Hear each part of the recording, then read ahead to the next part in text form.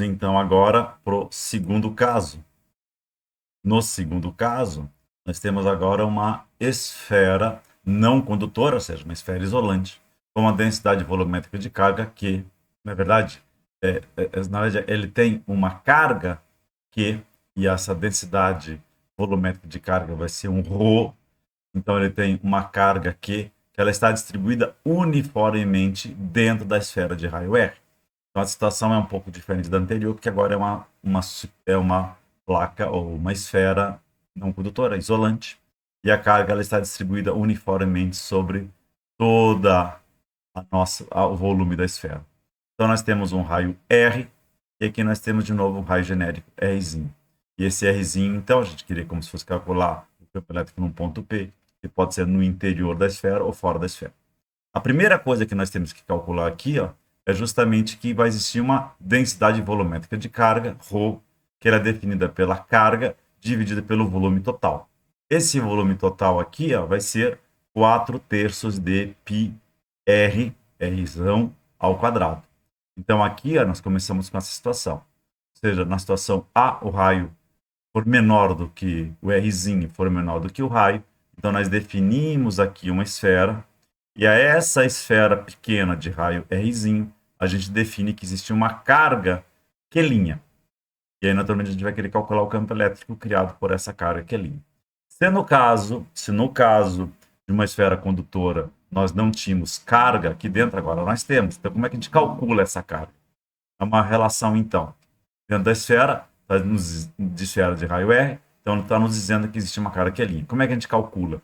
Vai ser simplesmente uma relação em que a gente calcula a densidade volumétrica de carga e a gente multiplica, então, por esse volume definido por esse Rzinho, que vale, então, 4/3 de πRzinho ao quadrado. E aí, então, vem aqui, ó, cálculo de Q'. Q' é a carga dentro da esfera de raio Rzinho e a carga total, ou seja, seria a carga total na esfera de raio R. Então, vai ser uma relação entre os dois. Só que aqui, então, como é que a gente calcula a carga dentro de um volume? A gente define que Q' vai ser a densidade volumétrica de carga multiplicada pelo volume considerado. Então, aqui nós teríamos uma densidade de carga volumétrica novamente de Q sobre V. Então, Q' vai ser ρ vezes o volume considerado. Então, Q' é ρ vezes 4/3 de πr ao cubo. Mas como nós tínhamos visto antes, ou nós tínhamos visto aqui, ó, ρ é Q sobre 4/3 de πrzão ao cubo, que é o volume da esfera de raio R. Então, aqui nós passamos a ter uma relação, então, de um volume, desse volume considerado pelo volume total. Então, 4/3 de π, eles podem ser cortados, e ver, então, simplesmente que o Q' é Q que multiplica R ao cubo, Rzinho ao cubo, sobre Rzão ao cubo. E, consequentemente, agora a gente tem que calcular o fluxo elétrico pelo teorema de Gauss. Então, o fluxo elétrico é a integral de E ds, e vira simplesmente E é essa superfície ds. Só que essa superfície ds é uma superfície que é uma esfera de raio Rzinho. Lembremos nós que nós estamos considerando essa superfície aqui, ó, de raio Rzinho menor do que R. Então, o que vai acontecer aqui, ó, é que nós vamos ter, então, que essa superfície ds pequena, mais uma vez, é simplesmente 4πrzinho ao quadrado. Então, o campo elétrico E, que multiplica 4πrzinho ao quadrado, é o fluxo elétrico, que é igual, pelo teorema de Gauss, ou pela lei de Gauss, a Q' sobre ε0. E Q', então, a gente faltou uma coisa aqui, faltou o ε0 aqui. Tudo bem, faltou o ε0 aqui. Então, nós temos que é Q que multiplica R ao cubo sobre Rzão ao cubo. E aí, então, esse 4π vem para cá, já tem o ε0, então o campo elétrico E fica 1 sobre 4π ε0, que multiplica Q vezes R ao cubo, dividido por R ao quadrado, que multiplica 1 sobre R ao cubo. Ou seja, então, o campo elétrico é um Q sobre 4π ε0 R ao cubo, multiplicado pelo raio. E aí vai acontecer uma coisa interessante, então. O campo elétrico indo, nesse caso aqui, ó, de 0 até Rzão, ele vai variar de uma forma linear. Porque essa parcela aqui, ó, Q sobre 4π ε0 R ao cubo, isso aqui é uma constante. Então, é uma constante que multiplica R. Então, essa variação do campo elétrico no interior da esfera isolante com uma carga aqui distribuída uniformemente, ele vai nos propiciar, então, um campo elétrico uniforme. E que, desculpe, que é um linear. Então, ele vai crescendo linearmente. Agora, então, a gente pode analisar a segunda situação, em que R é maior ou igual a Rzão, e esse Rzinho vai ter o infinito. Então, vai ser a mesma coisa. Agora, veja, nós temos que levar em consideração qual é a nossa carga envolvida, que é simplesmente Q. Que é simplesmente Q.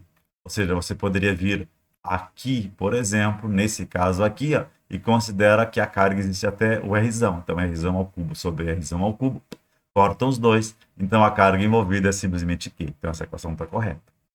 Então, aqui agora, nós temos que a integral de EdS, ou EdA, vira simplesmente a carga envolvida dentro dessa minha esfera de raio Rzinho, para Rzinho maior do que R, e aí então nós temos que essa carga envolvida é simplesmente Q. Como dito aqui, ó, Q vai ser o volume, e esse volume é 4/3 de πr ao cubo, então isso aqui simplesmente nos dá a carga Q.